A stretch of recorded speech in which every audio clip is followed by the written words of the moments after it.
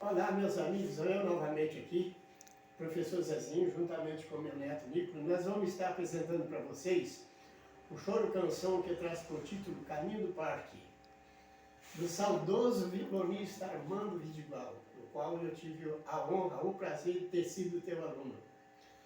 E então eu peço a vocês que deixem seu joinha, clique no sininho e compartilhe. Um abração a todos.